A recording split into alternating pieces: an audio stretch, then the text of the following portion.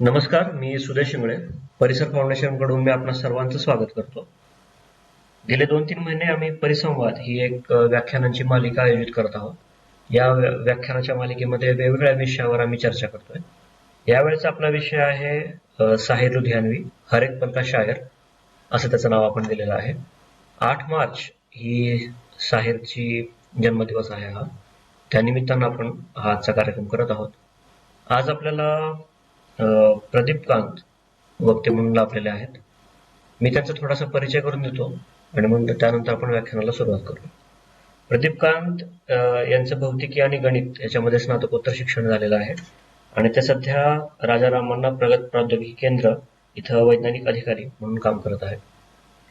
त्यांचं समावर्तन, जनसत्ता वार्षिकी, बया, पाखी, कथादेश, वर्तमान साहित्य, चिंतन दिशा, संबोधन, विभूम स्वर, शिवनाथ साहित्यिकी, सुखनवर, साक्षात्कार, हरिगंधा इत्यादी लघुपत्रिका आणि समाचार पत्रांमध्ये गझल आणि कविता आणि समीक्षा प्रकाशित होत असतात. आकाशवाणी आणि दूरदर्शनावर त्यांच्या रचना प्रसारित झालेल्या आहेत. किस्सा गोई करती आंखे हा गझल संग्रह त्यांचा प्रकाशित आहे. आम्ही कार्यक्रमाच्या निमित्तानं बोलताना साहिरविषयी खूप गप्पा मारल्या. मला असं वाटतं की आपण आता कार्यक्रमाला सुरू करूया आणि त्यानंतर आपण प्रश्नोत्तर घेऊया. मैं प्रदीप कांत जी से अनुरोध करता हूँ कि वो अपना वक्तव्य शुरू करें. नमस्कार। पहले तो मैं ये परिसर परिसंवाद का आभारी हूँ कि उन्होंने मुझे ये अवसर दिया कि मैं साहिर पर कुछ बातचीत कर सकूं। दूसरी बात ये है कि मैं उतना विद्वान नहीं हूँ जितना समझा जाएगा, लेकिन साहिर से बात करना जो है वो ऐसा है कि हम अभी भी अपने समय के किसी साहित्यकार पर बात कर रहे हैं। साहिर अपने समय में जितने जरूरी शायर रहे हैं उतने ही जरूरी वो आज भी हैं। यदि हम जब उन पे बात करेंगे, उनकी कुछ रचनाओं को सुनेंगे तो हमें समझ में आएगा कि वो उतने ही जरूरी आज भी। साहिर का ही एक शेर है, साहिर की शख्सियत को बयान करता है और इस बहाने तमाम शख्सियतों को जो साहित्यिक हैं उनको बयान करता है कि दुनिया ने तजुर्बात और हवादिस की शक्ल में जो कुछ मुझे दिया है वो लौटा रहा हूं मैं। तो दुनिया ने अनुभव और हादसों की शक्ल में जो कुछ मुझे दिया है वो मैं लौटा रहा हूं, मेरा इसमें अपना कुछ भी नहीं है। और उनकी एक पंक्ति है, एक गीत है, फिल्म हमराज में आया था। इससे आप साहिर के मेयार का पता कर सकते हैं कि न मुंह छुपा के जियो, न सर झुका के जियो, गमों का दौर भी आए तो मुस्कुरा के जियो। ये है साहिर लुधियानवी। जो देखा सो लिखा, जो जिया वो लिखा और जो लिखा वो जिया। ये साहिर लुधियानवी है। और साहिर का नाम तो साहिर लुधियानवी है, वो हम इनकी रचनाओं से जानते हैं, लेकिन शायद इनका असल नाम कम लोगों को पता हो। इनका असल नाम है अब्दुल हई। और इसके पीछे की एक रोचक कहानी मैं आपको सुनाता हूं। साहिर का जन्म जो है वो होता है 8 मार्च 1921 को लुधियाना में। इनके पिता एक बड़े जागीरदार थे, नाम था मोहम्मद फजल चौधरी। और इनके बगल में रहते थे एक और जमींदार या जागीरदार जिनका नाम था अब्दुल हई। अब साहिर के पिता की उनसे बिल्कुल नहीं बनती, तो हुआ ये कि उन्होंने जो है साहिर का जो नाम रखा था वो रख दिया अब्दुल हई। और उसके बाद क्या होता था कि दिन भर वो कोसते थे, अब्दुल हई को गालियां दे देते। बाद में कोई बोलता था, अरे यार आप इनको गाली क्यों देते, तो बोले मैं तो मेरे नालायक बेटे को बोल रहा हूं। तो ये थोड़ी सी एक रोचक कहानी थी। खैर, साहिर के कितने ही सारे रंग हैं, और वो रंग साहिर की शायरी में तभी आ सकते थे जब वो एक हर एक पल का शायर, पल दो पल से नहीं। वो कहते भी हैं मैं पल दो पल का शायर हूं, और दूसरी तरफ वो कहते हैं मैं हर एक पल का शायर हूं। तो साहिर के पास में सबसे बड़ी बात है कि वो स्त्री सम्मान के प्रति बेहद प्रतिबद्ध शायर है। दूसरी बात है वो युद्ध और सांप्रदायिकता के खिलाफ। तीसरी बात है वो रोमानी है। चौथी बात है वो जीवन दर्शन को समझते हैं। ऐसे कितने ही रंग उनके पास हैं, जिनमें से कुछ रंगों को मैंने छूने की कोशिश की है। निदा फाजली का एक शेर है कि हर आदमी में होते हैं 10-20 आदमी, जिसको भी देखना हो कई बार देखना। तो साहिर के कुछ रंगों पर थोड़ी सी बातचीत करेंगे। साहिर का मतलब है जादूगर, और ये हमें सबको पता है कि साहिर अपनी शायरी से अपनी जादूगरी का लोहा मनवाते हैं। अब ये साहिर जो है, ये सबसे बड़ी दिक्कत है कि ये विचारों से शुरू से ही प्रगतिशील और साम्यवादी थे। और ये जब इनकी किताब आती है तल्खियां, तो इनकी किताब 1945 में लगभग 24 साल की उम्र में ही आ जाती है। और ये इतने फेमस हो गए थे कि पाकिस्तान में थे, लाहौर में उस वक्त, और लाहौर में नया सवेरा जैसे अखबार के संपादक थे। उस संपादकीय में इन्होंने पाकिस्तान सरकार के खिलाफ कुछ लिखा। तो मैं बार बार कहता हूं कि साहित्यकार जो है वो स्वभावतः सत्ता का विरोधी होता है, चाहे किसी की भी हो। तो साहिर क्या करते हैं कि जब ये लिख देते हैं तो इनके खिलाफ एक वारंट जारी हो जाता है गिरफ्तारी का। अब क्या करें, तो ये आ गए हिंदुस्तान में, और यहाँ आकर के ये प्रगतिशील शायरों की जमात में शामिल हो गए। एक चीज और आपको बहुत अलग सी चीज है, शायद आप उस चीज को ध्यान दें कि 1911 में जो है वो फैज अहमद फैज दुनिया में आते हैं। 1912 में मंटो आते हैं। 1915 में इस्मत चुगताई आती है। 1916 में शकील बदायनी आते हैं। अच्छा, ये जितने लोग हैं ये उस दौर में प्रगतिशील लोग हैं जिनकी फहरिस्त बड़ी लंबी है, इसको गिनाने में क्या हो। लेकिन होता यह है कि साहिर की जब हम बात करते हैं तो साहिर होते हैं 1921 में, और साहिर की बात करते हैं तो हमें कैफी आजमी और शैलेंद्र भी याद आना स्वाभाविक है। तो कैफी आते हैं 1919 में, 2 साल पहले, और शैलेंद्र का जन्म होता है 1923 में, साहिर से 2 साल बाद। तो किसी का एक शेर है जो मुझे इस दौर पे याद आता है कि जिस जमाने में तुम हुए पैदा, वो जमाना ही इनकलाब था। साहिर जो है, ये साहिर है। अब साहिर के जो स्त्री सम्मान के प्रतिबद्ध होने की कथा है वो उनके बचपन से ही शुरू हो जाती है। साहिर जिस परिवार में पैदा हुए थे वहां आर्थिक पृष्ठभूमि बड़ी मजबूत थी। अब इनकी माता है सरदार बेगम, वालिदा जो है इनकी, और साहिर के पिता इन्हें तलाक दे देते हैं। अब ये कौन यकीन मानेगा कि 13 साल की उम्र में एक बच्चा है जो है वो ये कह देता है कि मैं पिता के साथ धन दौलत में नहीं रहना चाहता, चाहे मुझे अभाव में माता के साथ रहना पड़े, और अदालती कार्रवाई में ये पिता के बजाय माता के साथ रहने की हाँ। तो ये है। अब यहाँ आप देखेंगे कि ये जो तलखी है उनके जीवन में बचपन की, यही उन्हें स्त्री सम्मान के प्रति प्रतिबद्ध भी बनाती है। मुझे उनकी जो तलखियां आई थी, तलखियां जो है उनकी पहली किताब, उस किताब में कई सारी नज़में हैं, जैसे नूरजहां की मजार पर, और स्त्री की स्थिति को लेकर के नूरजहां की मजार पर मैं एक अंतिम बंद, एक बंद उसका सुना रहा हूँ आपको, उससे समझ में आएगा कि साहिर क्या है स्त्री सम्मान को लेकर।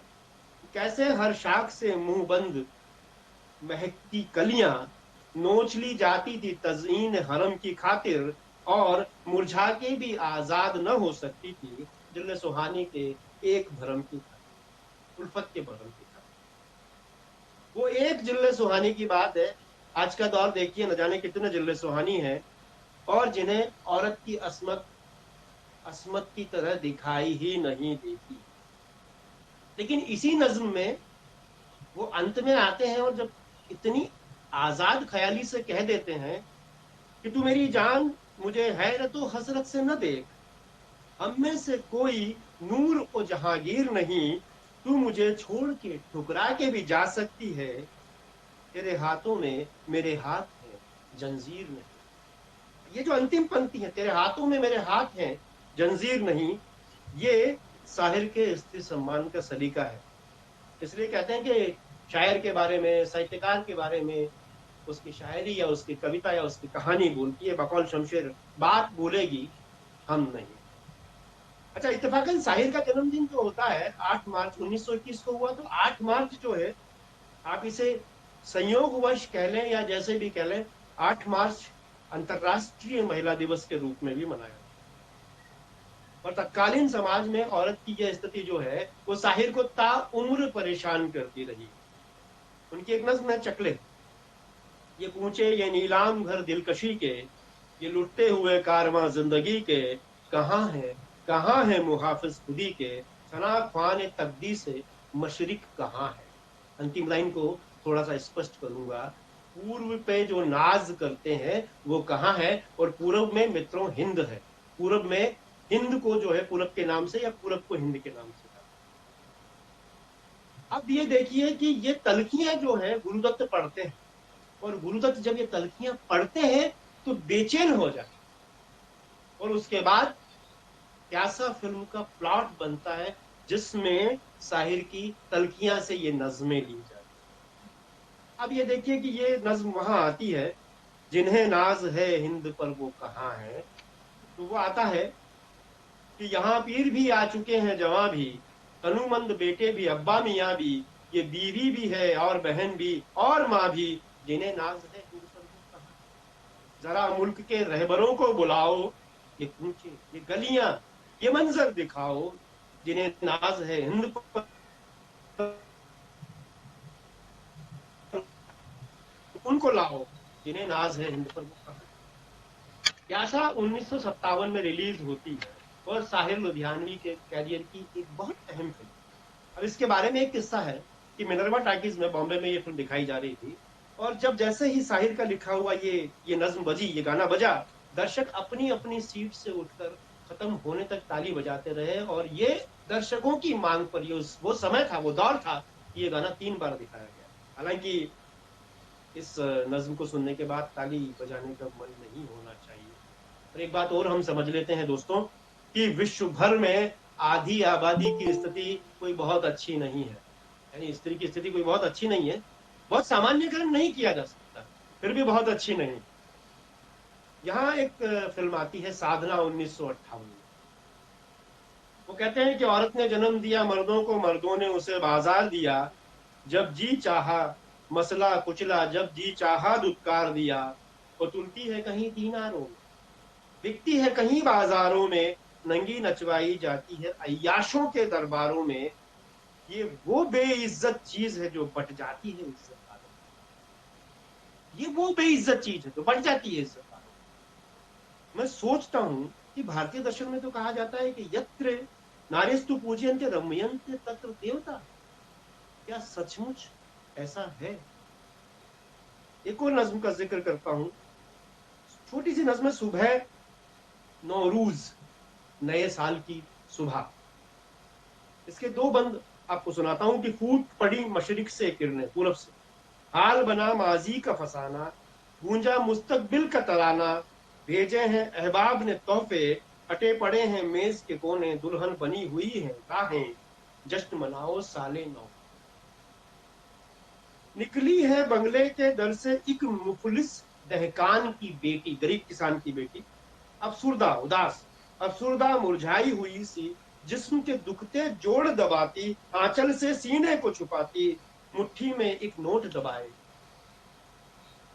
मुट्ठी में एक नोट दबाए। ये जो मुट्ठी में एक नोट दबा करके ये महिला आ रही है, जश्न मनाओ साले नौ। अब इसको देखिए आप, ये उस जमाने में जिस्म बेच कर पेट की भूख मिटाने का प्रतीक है। ये कोई शौक नहीं है, मजबूरी है। आपको अपने पेट की भूख मिटाने के लिए जिस्म बेचना पड़ रहा है। और ये कब की बात है? आज से 80 साल पहले ये नज्म लिखी गई थी साहिर के द्वारा। क्या हमें आज भी स्थिति बेहतर नजर आती है? मुस्तकबिल का तराना था तो अच्छे भविष्य की कामना हो रही थी, पर हमें क्या आज भी अपना मुस्तकबिल अच्छा लगा? ये है गुर्बत का मंजर खींचने वाली साहिर, ये भयावह मंजर है। अब आप देखिए कि प्रेम और जीवन दुनिया की खूबसूरती है अगर, तो युद्ध भयावह बदसूरती है दोस्तों। शायर प्रेम की सुंदरता की ओर आकर्षित होता है तो युद्ध की विभीषिका से विचलित भी हो। और विचलित कैसे होता है ये देखिए आप। खून अपना हो पराया हो, नस्ले आदम का खून है आखिर, जंग मशरिक में हो कि मगरिब में, पूरब में हो कि पश्चिम में, अमने आलम का खून है आखिर, शांति के वातावरण का। टैंक आगे बढ़े कि पीछे हटे, कोख धरती की बांझ होती है, पता जश्न का हो या हार का सोग शोक, जिंदगी मैयतों पे रोती है। जंग तो खुद ही एक मसला है, जंग क्या मसलों का हल देगी, आग और खून आज बख्शेगी, भूख और एहतियाज कर, भूख और अभाव देगी जंग, आज तो आग और खून बख्श रही है। तो ये जो है इनकी नज्म है खून अपना हो या पराया। इसी तरह से उनकी एक लंबी नज्म है परछाई। ये शुरू होती है मोहब्बत के एहसास से, और जब ये अंत तक जाती है तो अंत तक जाते जाते आप यकीन मानेंगे कि ये जो नज्म है ये कहती है कि जुनून की ढाली हुई एटमी बलाओं से जमी की खैर नहीं, आसमां की खैर नहीं, और गुजिश्ता जंग में, गुजरी हुई जंग में पैकर जले मगर लिबास जले, मगर इस बार अजब नहीं कि ये परछाइयां। ये जो जंग की भयावहता है इस नज्म में आप देखिए कि अंत में ये नज्म जो अंत में जो हिस्सा आ रहा है ये हमारे सामने द्वितीय विश्व युद्ध का पूरा वातावरण बुन देता है। ये अक्षर है, ये अकेली नज्म जो है इस पर कई बातें की जा सकती है और इसमें कई चीजें आज की भी ढूंढी जा सकती है। और जाहिर है जब शायर युद्ध की विभीषकों को इस तरह से समझता है तो अंधी धर्मांधता के खिलाफ भी वो कहते हैं कि जिस राम के नाम पे खून बहे उस राम की इज्जत क्या होगी, जिस दीन के हाथों लाज लुटे उस दीन की कीमत क्या होगी, और इंसान की इस जिल्लत से परे शैतान की जिल्लत क्या होगी। ये वेद उठा, कुरान उठा, ये किसका लहू है, ये कौन मरा, कौन है, हिंदू है मुसलमान है, कौन मरा, ये लहू किसका है, ये आदमी का है ना। और इसीलिए साहिर कहते हैं कि तू हिंदू बनेगा ना मुसलमान बनेगा, इंसान की इंसान औलाद क्या है, बात है। इंसान बनेगा। और इसीलिए वो कहते हैं अल्लाह तेरो नाम, ईश्वर तेरो नाम। और यही चीजें ये मनवाने में सफल है कि साहिर जो है वो सही मायने में प्रगतिशील। ये है युद्ध और सांप्रदायिकता के विरोध में। अब ये जो है जब फिल्म में आते हैं उससे पहले भी एक बात करूं मैं कि इनकी एक नज्म है ताजमहल, उसका एक हिस्सा देखें कि एक शहनशाह ने, ये चमनजार, ये जमुना का किनारा, ये महल, ये मुनक्कश दरो दीवार, ये मेहराब, ये ताक, एक शहनशाह ने दौलत का सहारा लेकर हम गरीबों की मोहब्बत का उड़ाया है मजाक, मेरी महबूब कहीं और मिलाकर। अब यदि मैं ये देखूं कि शकील क्या कह रहे हैं ताजमहल को लेकर, तो शकील कहते हैं कि एक शहनशाह ने बनवा के हंसी ताजमहल सारी दुनिया को मोहब्बत की निशानी दी है, इसके साये में सदा प्यार के चर्चे होंगे, खत्म जो हो न सकेगी वो कहानी। आप दोनों की तुलना करिए, साफ दिख रहा है कि साहिर वो नहीं देख रहे हैं जो जाहिर है। या यूं भी कह सकते हैं कि ताजमहल की सुंदरता देखकर शकील ताजमहल की त्वचा पर टिकट गए, लेकिन साहिर ने क्या किया है, साहिर ने जो है वो ताजमहल की हड्डियों को अंदर से देखा है, ताजमहल की दीवारों को अंदर से देखा है, और उसमें जो अदृश्य चीजें हैं, असमानता और शोषण, उसका एक्सरे किया है। अब इसका मतलब ये नहीं है कि शकील कमतर हो, शकील ने फिल्म की सिचुएशन के लिए ये गीत लिखा था, और साहिर की ये नज्म उनकी किताब तल्खियां में आ गई थी जो बाद में उपयोग में हो। ये एक बहुत बड़ी चीज है। और इस नज्म को जब साहिर ने लिखा तो प्रगतिशील लेखकों ने भी आपत्ति की थी कि भाई ये ताजमहल तो मोहब्बत का प्रतीक है, आप कैसे कह सकते हैं कि ताजमहल जो है वो गरीबों की मोहब्बत का मजाक उड़ाता है। तो ये मोहब्बत की आलीशान निशानी में सामाजिक असमानता और शोषण की दरारों को उकेरने वाले साहिर हैं। अब तल्खियां जब आई उसके बाद 1944 के बाद में जब वो फिल्मों में लिखने लगे तो उनके फिल्मी गीतों में भी आपको समाज और उसकी चिंताएं नजर आती हैं। जैसे कि वो सुबह कभी तो आएगी, साथ ही हाथ बढ़ाना, तू हिंदू बनेगा ना मुसलमान बनेगा, ये दुनिया अगर मिल भी जाए तो क्या है, जिन्हें नाज है हिंद पर वो कहाँ है, उसका जिक्र तो मैंने पहले भी कर दिया। या कभी खुद पे कभी हालात पे रोना आया, या हर तरह के जज्बात का ऐलान है आके। अच्छा, फिर सुबह होगी का गीत, वो सुबह कभी तो आए, माना कि अभी मेरे तेरे मेरे अरमानों की कीमत कुछ भी नहीं, और मिट्टी का भी है मोल मगर इंसानों की कीमत कुछ भी नहीं, इंसानों की इज्जत जब झूठे सिक्कों में न तोली जाएगी, वो सुबह कभी तो आएगी। तो ये जाहिर है कि साहिर एक बदतर समय को देखते हुए एक बेहतर सुबह का सपना देख रहे हैं, पर क्या वो सुबह अभी भी दिख रही है? ये थे मुस्तकबिल के ख्वाब देखने वाले साहिर। अच्छा, इसमें एक जरूरी बात है कि ये फिल्म जब इसमें राज कपूर थे, और राज कपूर को शंकर जयकिशन बेहद पसंद थे, तो बोले फिल्म का संगीत तो करेंगे शंकर जयकिशन। तो साहिर ने कहा इस फिल्म का संगीत शंकर जयकिशन नहीं करेंगे। थोड़ा सा टकराव हुआ, लेकिन साहिर का कहना था कि दोस्तोवस्की के उपन्यास क्राइम एंड पनिशमेंट पर यह फिल्म, तो इस फिल्म का संगीत वो करेगा जिसे साहित्य की समझ। तो साहित्य की समझ वाला एक संगीतकार जब खोजा गया तो वो निकल करके आते हैं खयाम। खयाम ने इस फिल्म का संगीत किया। अब खयाम ने इस फिल्म का संगीत किया है, तो ठीक है, नज्म को सुनना तो एक बात है, लेकिन जब ये फिल्म का संगीत किया है तो संगीत में ये गीत जब चलता है तो आप देखिए कि खयाम उस उदास समय को कैसे बुन रहे हैं कि आशा जी की एक बारीक सी आवाज, एक बारीक सा आलाप पीछे पीछे चल रहा है, और एक उदास सा समय आपके सामने बुनाता है। ये है। अच्छा, एक बात और है कि इनकी जो किताब है तल्खियां शुरू वाली, उसमें जितनी तल्खियां हैं ये बाद में जाकर के फिल्मों में उतने रोमानी आ जाती है। जैसे कभी कभी मेरे दिल में ख्याल आता है, फिर न कीजिए मेरी गुस्ताख निगाही का गिला, देखिए आपने फिर प्यार से देखा मुझको, या अभी न जाओ छोड़कर कि दिल अभी भरा नहीं, किसी पत्थर की मूरत से मोहब्बत का इरादा है, या जिंदगी भर नहीं भूलेगी वो बरसात की रात, ना तो कारवां की तलाश है। अच्छा, साहिर के गीतों में प्रकृति के प्रेम के भी बहुत बेहतरीन उदाहरण ढूंढे जा सकते हैं। जैसे हमराज का एक गीत है, नीले गगन के तले धरती का प्यार था, या पर्वतों के पेड़ों पर शाम का बसेरा, सुरमई उजाला है चंपई अंधेरा है। तो एक मित्र कहने लगे कि यार ये सुरमई उजाला और चंपई अंधेरा ये क्या भला।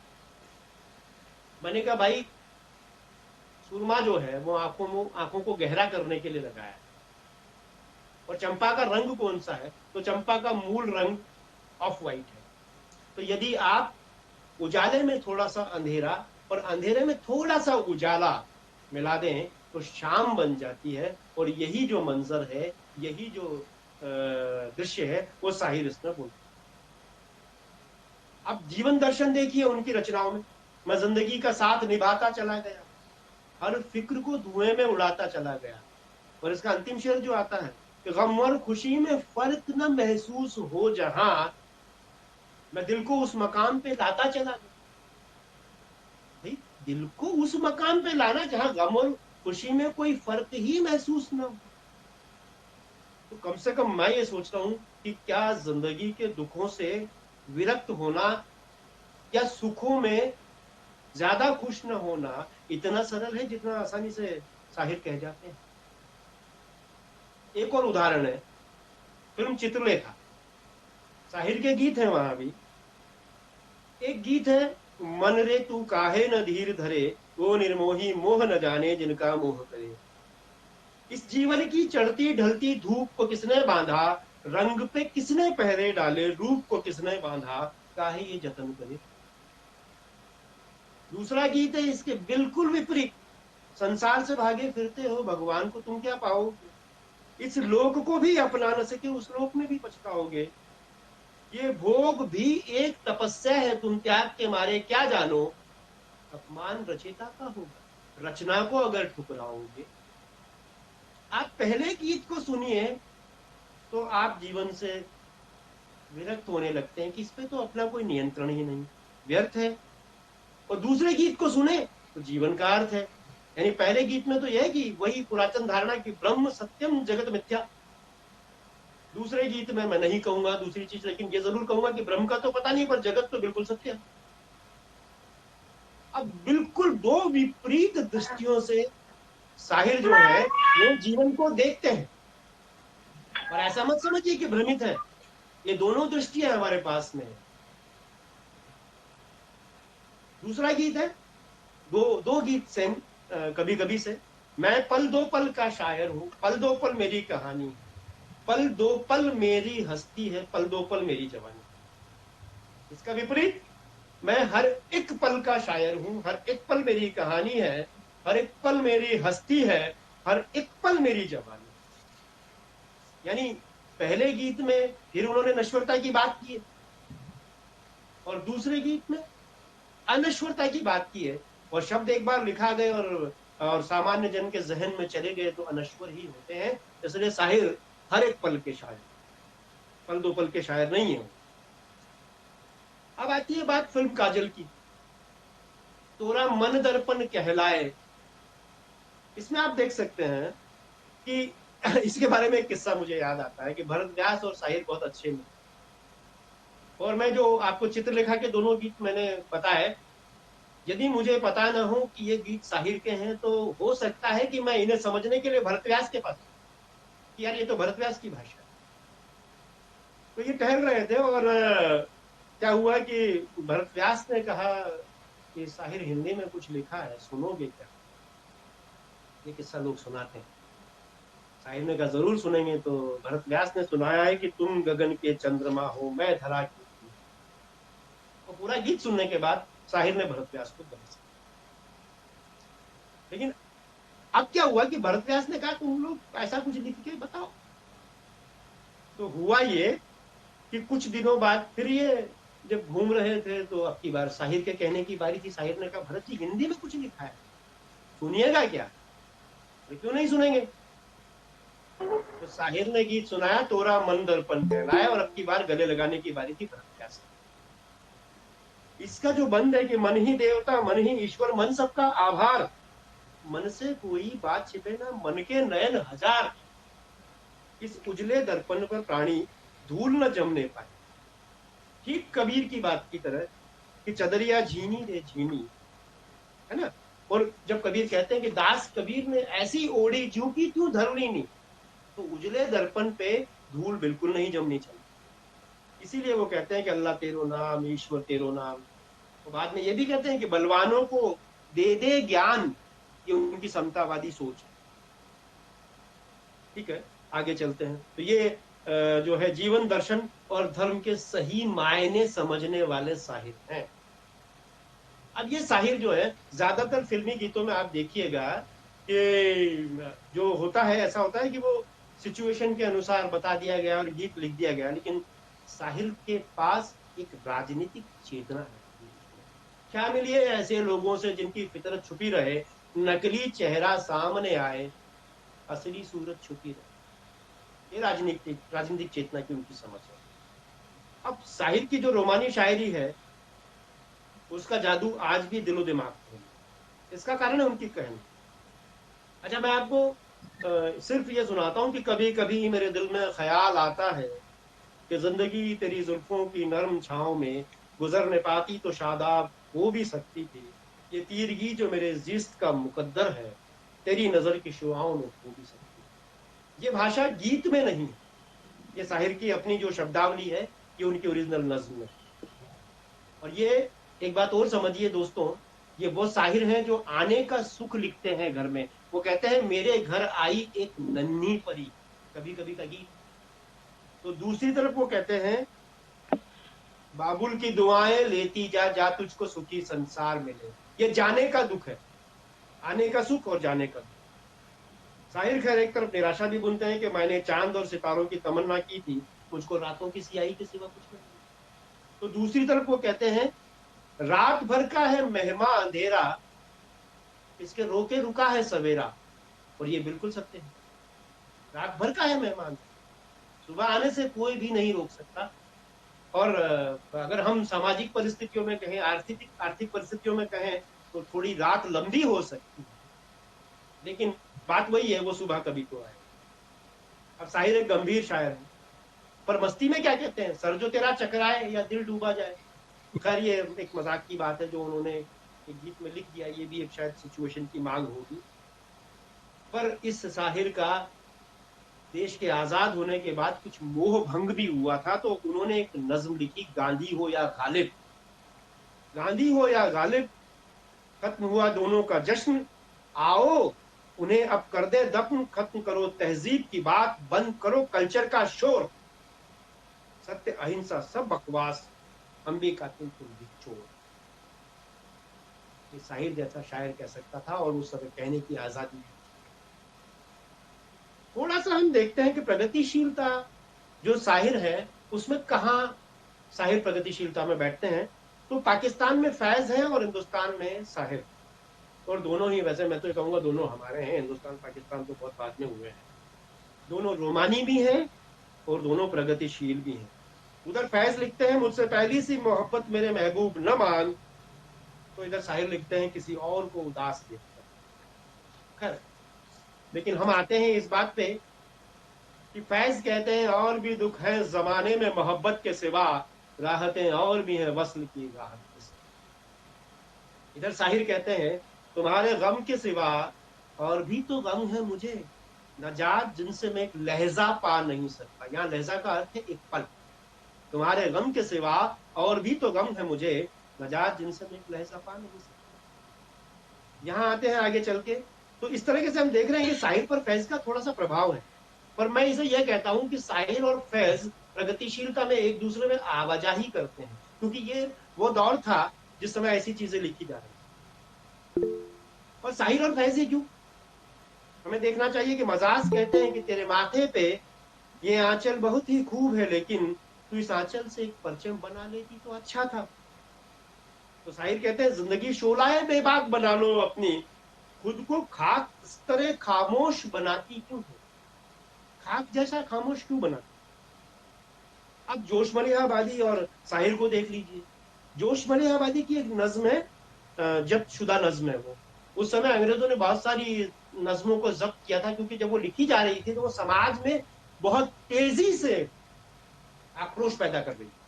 तो जोश की एक नज्म है कि क्या हिंद का जिंदा कांप रहा है, कैद खाना, जिंदा मतलब कैद खाना, क्या हिंद का जिंदा कांप रहा है, गूंज रही हैं तकबीरें, उकताए हैं शायद कुछ कैदी और तोड़ रहे हैं जंजीरें, दीवारों के नीचे आ आके यूं जमा हुए हैं जिंदानी कैदी, सीनों में तला तुम बिजली का, आंखों में झलकती शमशीरें, आंखों में जो है तलवार झलक रही। ये जोश कहते हैं। इधर साहिर क्या कहते हैं, जश्न बपा है कुटियाओं में ऊंचे एवा कांप रहे हैं, मजदूरों के बिगड़े तेवर देख के सुल्तान कांप रहे हैं, वो जागे हैं अफलास के मारे, उठे हैं बेबस दुखियारे, तो सीनों में तूफान का तलातुम, आंखों में बिजली के शरारे। तो साहिर की जो प्रगतिशीलता है वो फैज से कम नहीं है दोस्तों। पर बात एक है कि फैज के हाथ में जो है ना प्रगतिशीलता का परचम नजर आता, और साहिर जो है ना उसके झंडा बरदार नहीं हो पाते। लेकिन साहिर पे साहिर क्यों, साहिर साहिर इसलिए है कि उन्होंने अपने फिल्मी में भी इल्मी लिखा। दरअसल क्या है, साहिर ने जो लिखा है फिल्मों में वो क्लास के लिए लिखा है, लेकिन वो आम को भी भाता है। हाँ बिल्कुल, ये अमिताभ भाई ने सही कहा है, फैज, जोश और जान निसार अख्तर वगैरह सबको एक साथ देखने की जरूरत है, बिल्कुल सही बात है ये। तो ये जो मैं कह रहा हूं कि फिल्म में जो वो लिख रहे हैं वो क्लास के लिए लिखने वाले, लेकिन वो आम को भी जाता है, आम भी उसे समझता है। ये एक बहुत बड़ी बेहतरी है साहिर की। दूसरी चीज, अब मैं थोड़ा सा उनके थोड़ा सा समय में थोड़ा सा 5-10 मिनट ज्यादा ले सकता हूँ सुदेश भाई, क्योंकि कुछ चीजें हैं जो कि कोट करना बेहद जरूरी है। तो कैफी आजमी ने कभी साहिर का दृश्यांकन किया था, वो बड़ा दिलचस्प है। दृश्यांकन देखिए कि 5.5 फुट का कद जो किसी तरह सीधा किया जा सके तो 6 फुट का हो जाए, लंबी लंबी लचकीली टांगे, पतली सी कमर, चौड़ा सीना, चेहरे पर चेचक के दाग, सरकश नाक, खूबसूरत आंखें, आंखों से झींपा झींपा सा तफक्कुर, और बड़े बड़े बाल, जिस्म पर कमीज, मुड़ी हुई पतलून, और हाथ में सिगरेट का टिंग। ये साहिर है। अब साहिर की तलखियां पे कैफी आजमी ने कहा भी है कि तलखियां पढ़ते समय ऐसा महसूस होता है कि साहिर की रूह अपनी बुलंद और साफ आवाज में बात करती है। अब ये जानना भी रुचिकर होगा कि साहिर पे अली सरदार जाफरी क्या कहते हैं। अली सरदार जाफरी जो है वो साहिर पर एक बहुत बढ़िया बात कहते हैं कि जिसने साहिर लुधियानवी को टीनेज का शायर कह के कमतर दर्जे का शायर साबित करने की कोशिश की है, तो उसने क्या किया है, उसने कहा है कि मैं साहिर जो है वो नई उम्र के लड़कों के शायर हैं, तो उसने साहिर की शायरी की सही कद्रो कीमत बयान की। क्योंकि नई उम्र के जो लड़के लड़कियां हैं उनका शायर बनना आसान नहीं होता। उनके दिलों में ताजा ताजा उमंगे होती है, खूबसूरत ख्वाब होते हैं, कुछ कर गुजरने का हौसला होता है। तो शायर ने उनकी भावना का, जिस तरह भावनाओं को उनके रूप दिया है अपनी शायरी में, वो किसी और शायर से अपेक्षा नहीं कर सकता। ये है खैर आलोचकों की नजरों में साहिर। साहिर की बात हो, अंतिम बात कर रहा हूं कुछ, साहिर की बात हो और अमृता प्रीतम की बात न हो। अमृता प्रीतम अपने रसीदी टिकट में लिखती भी हैं कि भाई साहिर जो है मेरे कमरे में आते थे, मेरे संस्कारों का दायरा था कि मैं उनसे कह नहीं पाई कुछ भी। वो सिगरेट पीते थे और सिगरेट बुझा के आधी सिगरेट के टुकड़े छोड़ जाते थे, और वो बची हुई सिगरेटें जो है मैं कभी कभी पिया करती थी, तो उनको सिगरेटों को पी करके मुझे लगता था कि साहिर का हाथ मेरे हाथ में है, उसके हाथ की छुअन को मैं महसूस करती थी। बाद में तो ये हुआ कि ताउम्र जो है दोनों एक दूसरे के हो नहीं पाए, लेकिन अमृता प्रीतम जो है वो इमरोज के स्कूटर पर बैठी साहिर का नाम उनकी पीठ पर लिखी रहती थी। तो ये वही है कि चलो एक बार फिर से अजनबी बन जाए हम दोनों। ताल्लुक रोग हो जाए तो उसको भूलना बेहतर, ताल्लुक बोझ बन जाए तो उसको तोड़ना अच्छा, और वो अफसाना जिसे अंजाम तक आना न हो मुमकिन, उसे खूबसूरत मोड़ दो कुछ और अच्छा। ये है अमृता प्रीतम के साहिर। सुधा मल्होत्रा के साथ भी उसका नाम जोड़ा गया था। अब ये बात अलग है, वो सुधा जी की एक गाई हुई नज्म है, वो इसलिए बता रहा हूं कि उसमें आता तो ये है कि मेरी बात और है, मेरी मेरी बात और है, मैंने तुमसे मोहब्बत की है। तो इसका एक बंद है, देखिए कि जिंदगी सिर्फ मोहब्बत ही नहीं कुछ और भी है, और जुल्फो रुखसार की, शायद किसी ने कुछ कहा है,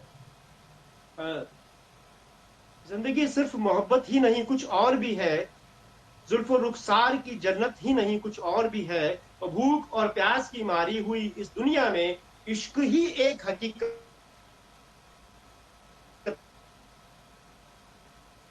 नहीं कुछ और भी है। तुम अगर आंख चुराओ तो ये हक है तुमको, मैंने तुमसे ही नहीं सबसे मोहब्बत की। ये ताहिर है जो सबसे मोहब्बत करते हैं, और रॉयल्टी के लिए संघर्ष करके रॉयल्टी पाने वाले गीतकार साहिर सबसे पहले गीतकार है। इसीलिए वो कहते हैं कि आओ कि कोई ख्वाब बुने कल के वास्ते, वरना ये रात आज के संगीन दौर की, डस लेगी जानो दिल को कुछ ऐसे कि जानो दिल था उम्र फिर कोई हंसी ख्वाब न बन सके। बहरहाल साहिर पे बहुत सी बातें की जा सकती है, और बहुत विद्वान लोग उन पे बात करने के लिए बैठे हुए, कई किताबें लिखी जा सकती है। मेरी छोटी सी समझ है, मैंने आपके सामने बयान की है। और इतना ही कहूंगा, कमर जलालवी का एक शेर है कि बस अब सो जाओ नींद आंखों में है, कल फिर सुनाएंगे, जरा सी रह गई है बात, अफसाने बहुत से हैं। इसलिए आज इतना ही बहुत मित्रों। और मैं ये कहूंगा कि साहिर जो है वो पल दो पल के शायर नहीं है, साहिर हर एक पल के शायर हैं, और जमाना इस पल दो पल के शायर को हर एक पल के शायर की तरह याद रखेगा। शुक्रिया, नमस्कार। शुक्रिया सर।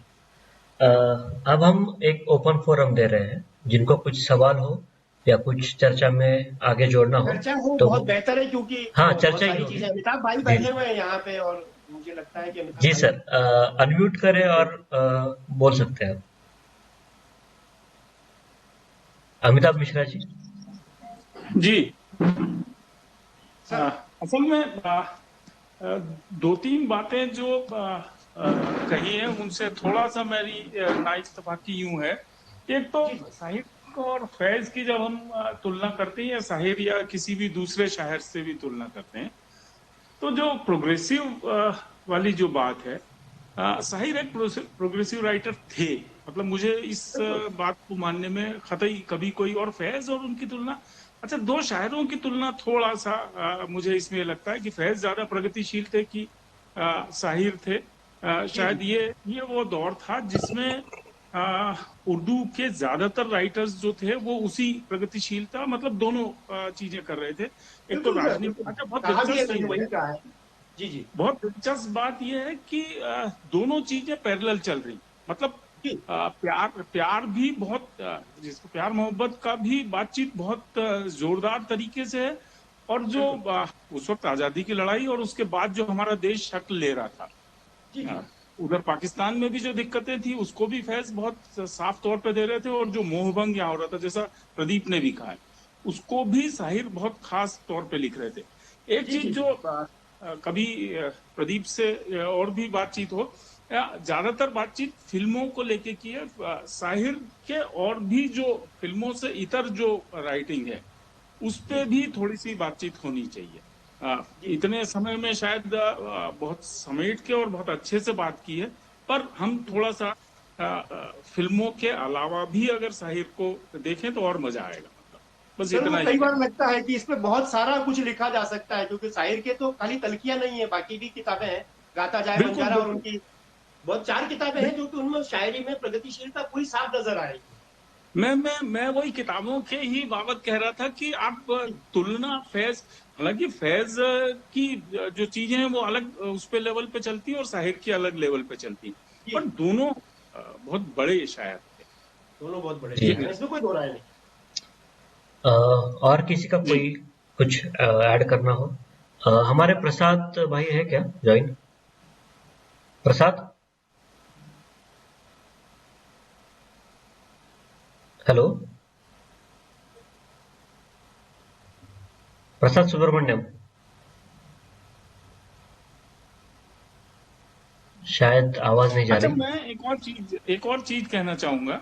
हाँ। मतलब ठीक है, हम जी उर्दू की शायरी और उर्दू के शायरों से ही उनको हम देख रहे हैं, पर इसी दौर में जो हिंदी की प्रगतिशील कविता जिस तरह से शेप ले रही थी, मतलब आप अगर उधर हाँ उधर से बिल्कुल। निराला से बात तक आते हैं, अगर उस पे भी हम थोड़ी सी बातचीत कर लें, मतलब अगर कभी अपन साहिर पे बातचीत करें और साहिर की इस तरह से कि हिंदी में क्या चल रहा था और उर्दू में क्या चल रहा था, बहुत दिलचस्प ये है कि दोनों जगह लगभग एक सा कविताएं चल रही थी और बहुत मजेदार है। मतलब वो जी जी इस बारे में भोपाल में मेरी फजल ताबिश से बहुत लंबी बातचीत हुई थी। कभी मैं जिक्र जी जी करूंगा कि उन्होंने हिंदी उर्दू के बारे में बहुत दिलचस्प बातें की थी, और उस दौर जी की जी थी जब ये आप साहिर फैज और ये थे, और हिंदी में निराला, और उसके बाद जो पूरी कविता आ रही थी उसके बारे में बहुत मजेदार बातें करते थे वो। तो ये मैं जी। चाहता हूँ कि हिंदी भी उसमें अपने, क्योंकि यार मैं अब हिंदी उर्दू को बहुत अलग, जैसे कई बार मेरी बहस भी होती रही कि जब हम हिंदी गजल कहते तो भैया वो निदा साहब जो थे वो उर्दू दोहे तो नहीं कहते, हम गजल को गजल ही रहने दें, ये मेरा हम्म, उसमें था। बाकी ठीक है, चलें जी। नहीं, जी जी मुझे सर। लगता है ये जो आपका सुझाव है सर, ये मैं सुदेश जी से अनुरोध करूंगा कि ऐसी चर्चा की जी जानी जी चाहिए, जी, बिल्कुल। और होना चाहिए, मतलब होना इसमें कोई दो चाहिए। राय नहीं। मुख्तार भाई ने हाथ ऊपर किया है, अनम्यूट कीजिए और बोलिए। अनम्यूट कीजिए, बोलिए।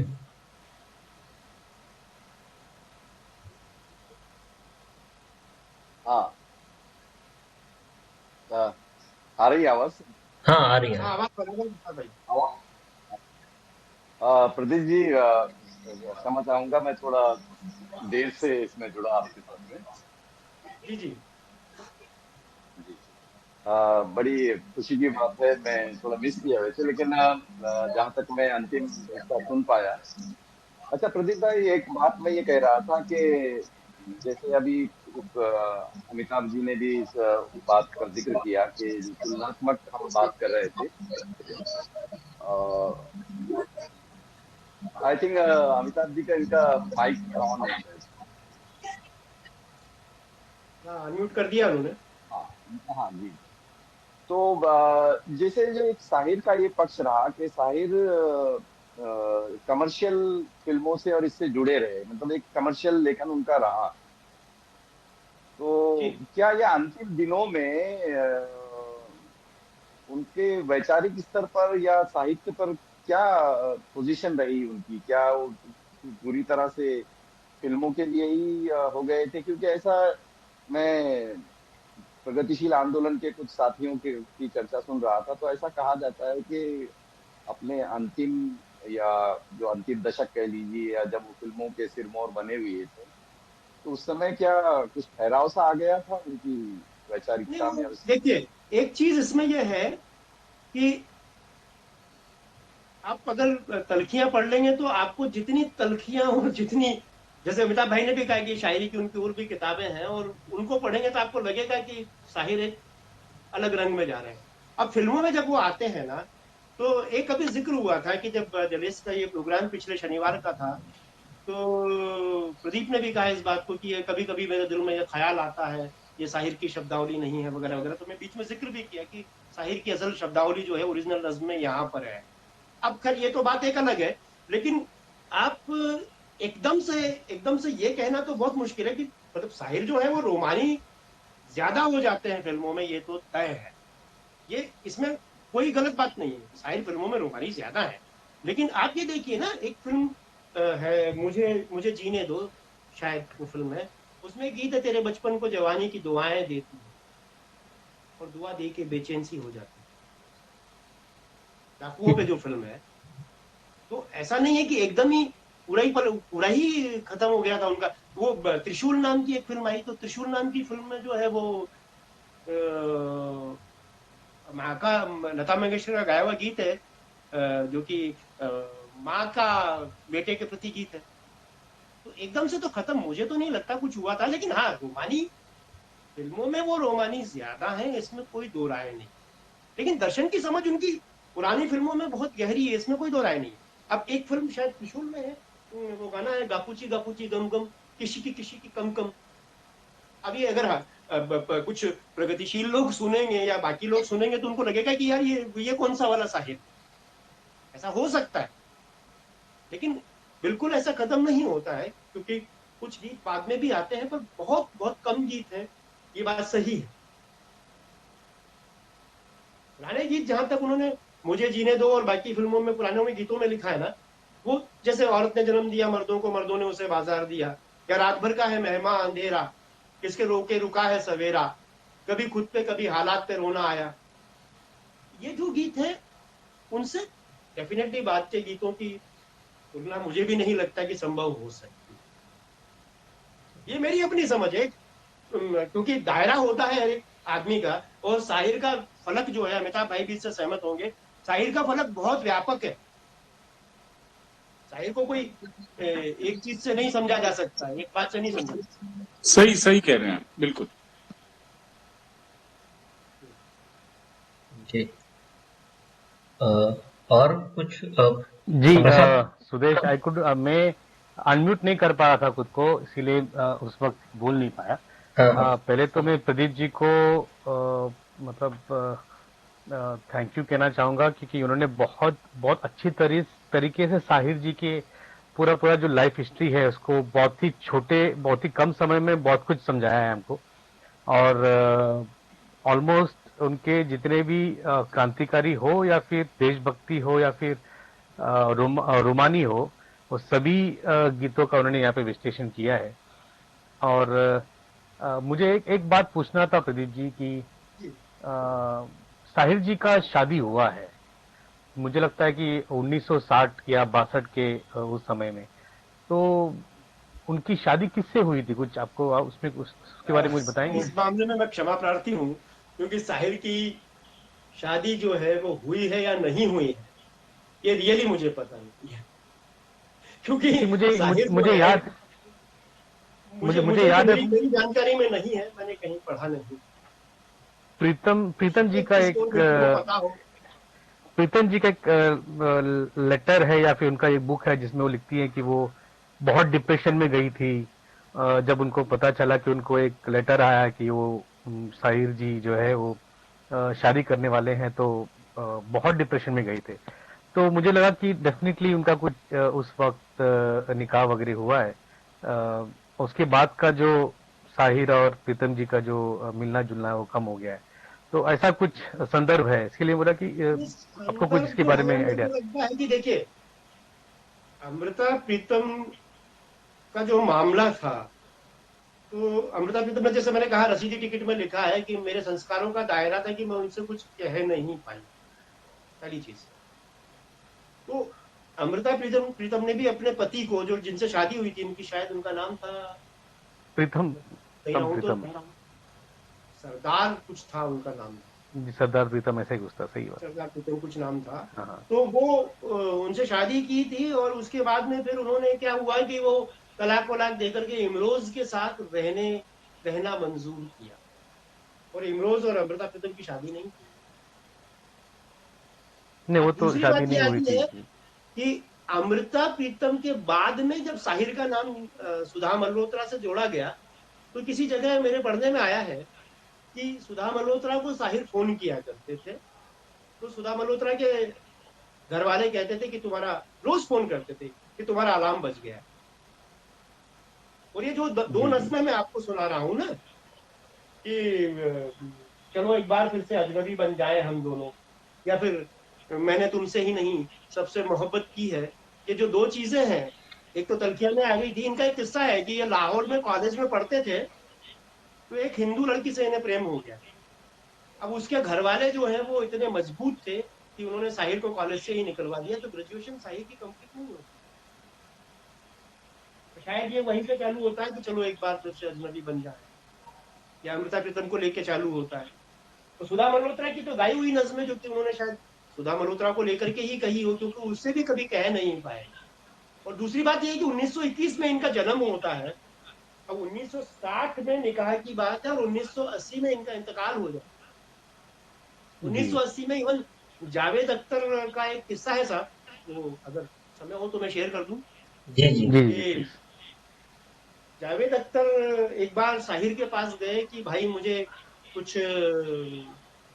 काम दिला दीजिए, मेरे पास काम नहीं है। तो साहिर गंभीर मुद्रा में बैठे और बोला कि फकीर देखेगा कि वो क्या कर सकता है। ये पढ़ने में मिलता है। और कुछ समय हुआ कि साहिर ने जो है वो 200 रुपए टेबल पे रखे, या रखे हुए थे। जावेद अख्तर को कहा कि फिलहाल तो आप इन्हें रख लें। अब ये कहा जाता है, जावेद अख्तर खुद कहते हैं कि उन्होंने एक व्यक्ति के हाथ में पैसे नहीं दिए उसकी इज्जत को देखते हुए, बोले इनको अभी रख लीजिए। और बाद में ये होता है कि त्रिशूल और कभी कभी जैसी फिल्मों के लिए साथ में काम करते रहे, बहुत सी और भी फिल्में रही होंगी, वहां पर जावेद अख्तर कई बार कहते हैं कि मेरे पास आपके 200 रुपए रखे हुए हैं। और 1980 में जब साहिर को फोन आता है, उनके फैमिली, सॉरी, जावेद अख्तर को फोन आता है साहिर के फैमिली डॉक्टर का कि साहिर नहीं रहे। जावेद अख्तर पहुंचते हैं, अंतिम संस्कार पूरा हो जाता है। उसके बाद कोई आते हैं और सब निकल लिए, और जावेद अख्तर के पास कोई आते हैं, वो कहते हैं कि आपके पास कुछ रुपए होंगे क्या, मुझे कब्र बनाने वाले को देने हैं।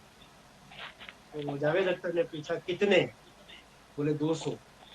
वो 200 रुपए साहिब के अंतिम समय में काम आते हैं। ये एक, ये बकायदा पढ़ने में मिलता है। जी जी। जी जी, ये काफी काफी तो जगह पे शादी ये का पढ़ने तो मिलता मुझे, है। मैं माफी चाहता हूँ, मुझे बिल्कुल पता नहीं है। जी सर, प्यासा के बारे में थोड़ा और विस्तार से जानना था, जितना हो सके। ऐसा देखिए, जिस तरह की फिल्म है, आप जानते हैं कि वो उस तत्कालीन स्थितियों को लेकर के ये फिल्म है। तो क्या हुआ था कि जो पता लगती है बात, वो यही है कि गुरुदत्त जो है, उन्होंने साहिर की किताब तलखियां पढ़ी उस समय। और तलखियां पढ़ने के बाद वो बेचैन हो गए। तो तत्कालीन हमारी जो परिस्थितियां थी, जैसे मैं आपको ये बता रहा था कि,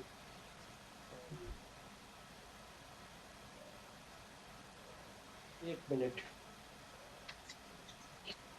ये कूचे ये नीलाम घर दिलकशी के, ये लुटते हुए कारवां जिंदगी के, कहाँ है मुहाफिज खुदी के, सना ख्वाने तकदीस मशरिक कहाँ है। ये जो औरतों की उस समय की स्थिति है, क्योंकि ये जो है उनकी एक नज्म है चकले वैश्याघर, वहां से ये नज्म आती है। तो ये उस समय की एक ऐसी फिल्म है जो कि मतलब क्लासिक कह सकते हैं हम लोग। बाकी डिटेल तो ये है कि बहुत समय पहले कभी ये फिल्म देखी थी, तत्कालीन परिस्थितियों पर ये फिल्म, जी। और उसमें most of the thing Sahir की ही ली गई थी।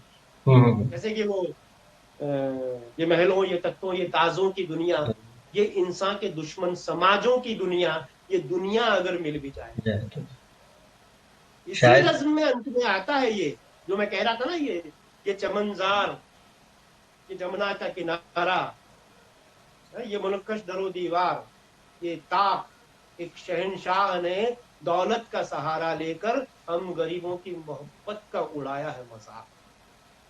तो वही है। तो तरीके का शायद तो ये है पैसा के कि एक सीन में एक्टिंग भी की है उन्होंने।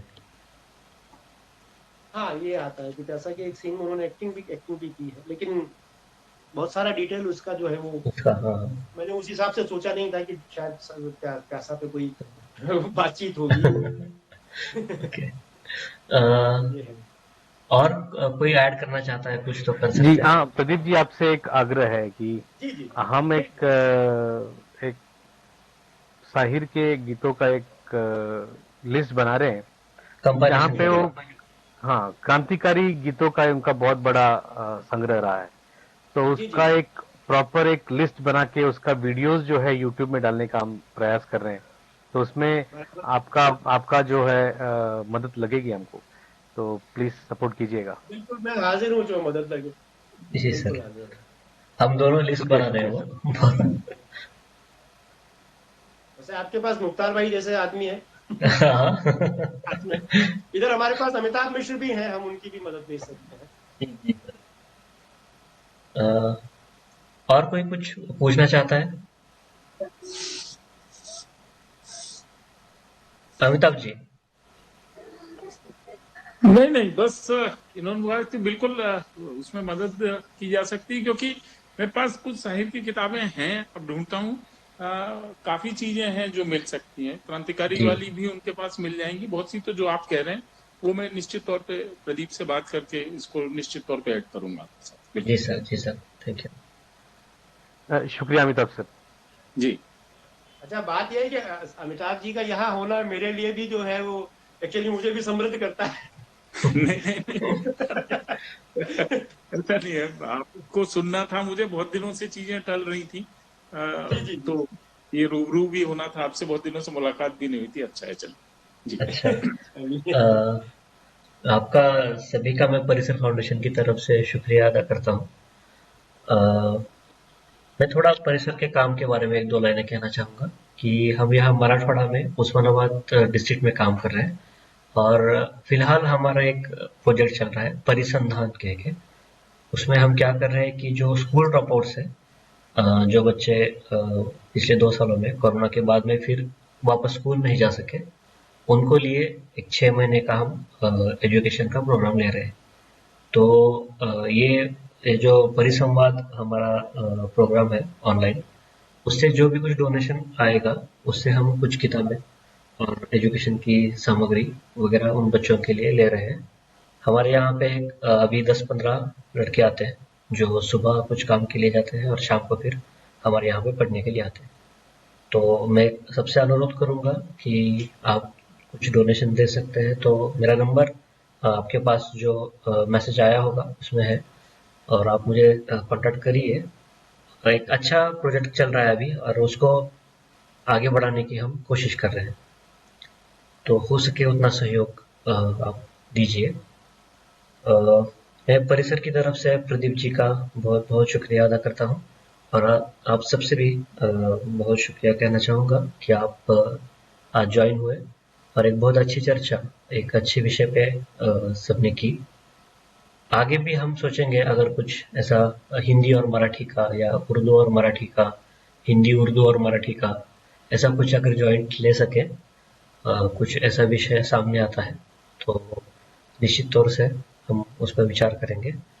मैं आप सबका फिर से एक बार शुक्रिया अदा करता हूँ और आज की चर्चा समाप्त हुई ऐसा सबसे कहता हूँ। धन्यवाद। धन्यवाद सर। शुक्रिया सुधीर जी, शुक्रिया।